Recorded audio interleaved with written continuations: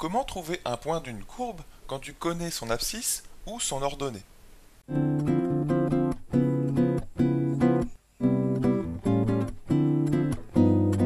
Bonjour à toi, ici Romain, et bienvenue sur Star en Maths TV, j'espère que tu vas bien. Alors, dans l'exercice d'aujourd'hui, nous avons une fonction f, ici en vert, qui est définie sur R, par f de x égale moins facteur de x plus 1 le tout au carré plus 3.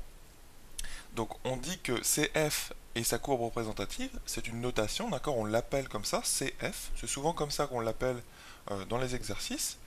Et on a deux questions dans cet exercice, petit a, petit b. Alors petit a, quel est le point d'abscisse 4 de la courbe de f, donc CF? Donc ensuite, la deuxième question, donc, combien de points de la courbe de f ont pour ordonnée 4? Alors déjà, attelons-nous à la question petit a, et on nous demande, donc il faut bien lire la question et bien comprendre chaque mot en mathématiques, c'est très très important, quel est le point d'abscisse 4 de CF, donc la courbe de f. Tu peux te dire ça comme ça dans ta tête, donc tu peux remplacer CF par la courbe de f. Donc là, hein, tu as vu, j'ai bien accentué le point. Alors ça veut dire que souvent en mathématiques, la réponse est un petit peu dans la question. Donc là, tu ne cherches pas plusieurs points, tu cherches un point. Alors déjà, ça c'est une information importante que tu pourrais presque surligner dans la question. Donc c'est ce qu'on va faire, on va le surligner en jaune. Déjà, tu cherches le point. D'accord? Donc déjà, tu cherches aussi un point, c'est important, hein, d'abscisse 4. Et ce point, il sera sur CF. Donc je ne vais peut-être pas tout surligner, hein, mais on aura envie de tout surligner puisqu'on a l'impression que toutes les informations sont importantes. C'est souvent le cas, hein. Toutes les informations qui te semblent importantes dans un énoncé de mathématiques le sont et vont sûrement te servir pour résoudre la question. Alors là, ici, tu cherches le point. Alors qu'est-ce que c'est qu'un point? Chercher un point, c'est quoi? En fait, tu cherches deux coordonnées, deux nombres réels qui correspondent aux coordonnées de ce point.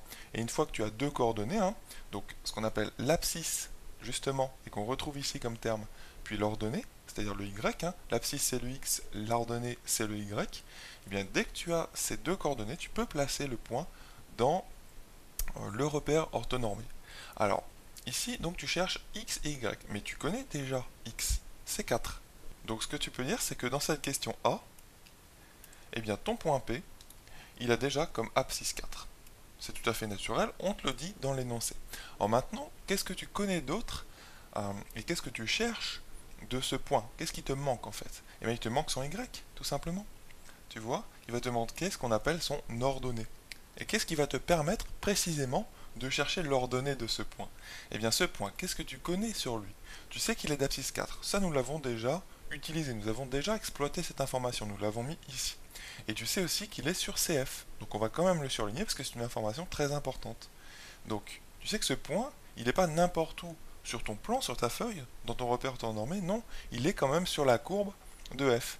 Au passage, tu pourrais tout à fait, pour avoir une idée de ce que c'est que la courbe de f, eh bien la tracer sur ta calculatrice. En effet, hein, je t'encourage vraiment à aller dans le menu graphique et à dessiner cette fonction. Donc tu tapes exactement ça.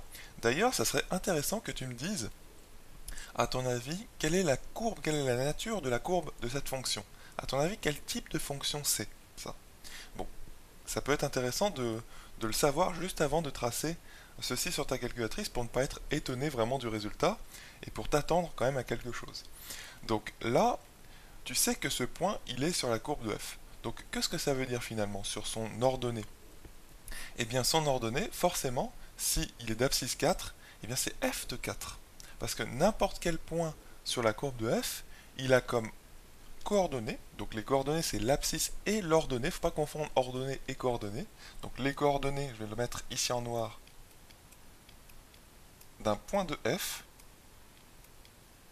donc qu'on pourrait appeler par exemple P, un point sur f donc, sur CF pardon, eh bien il a deux coordonnées, la première ça va être un x, et la deuxième c'est un y qui est égal à f de x. Voilà. Donc ça, c'est ce qu'on appelle bien sûr l'abscisse, comme nous le disions. Et ça, eh bien c'est l'ordonnée. L'ordonnée de ton point P.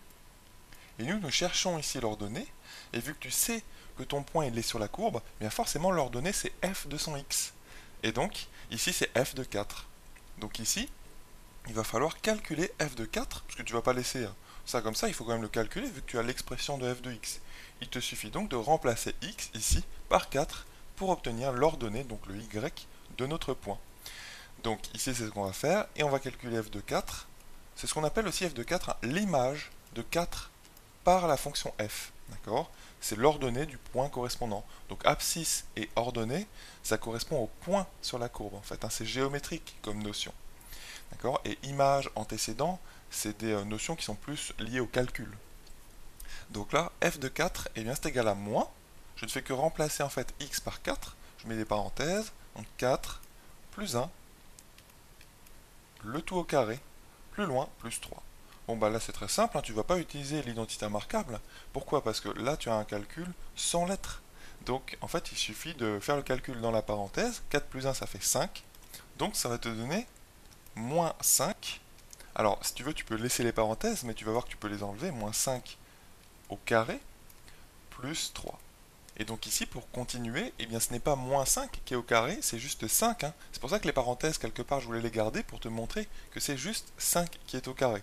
Le carré, il s'occupe juste de ce qui est en dessous de lui, tu vois. Donc il s'occupe juste de ce qui est dans les parenthèses. Et pas du moins, le moins il reste tranquille devant. Donc c'est pas moins 5 le tout au carré, c'est juste 5 au carré, et tu mets devant le résultat un moins. Donc 5 au carré, ça fait 25, et moins devant, ça fait moins 25. Donc moins 25, plus loin, plus 3. Et moins 25 plus 3, donc là, il ne faut pas se tromper, eh bien, ça fait moins 22. Donc voilà l'ordonnée de ton point. Donc finalement, ton point, c'est vraiment ça qu'il faut écrire et qu'il faut encadrer sur ta copie à la fin. Quand tu cherches un point, c'est les coordonnées du point. Donc il faut chercher son x et son y et présenter le résultat sous cette forme, donc entre parenthèses, 4, et ici, point virgule entre les deux, hein, moins 22 comme ordonnée. Et voilà donc le résultat, le point d'abscisse 4 de la courbe de f. Ça va?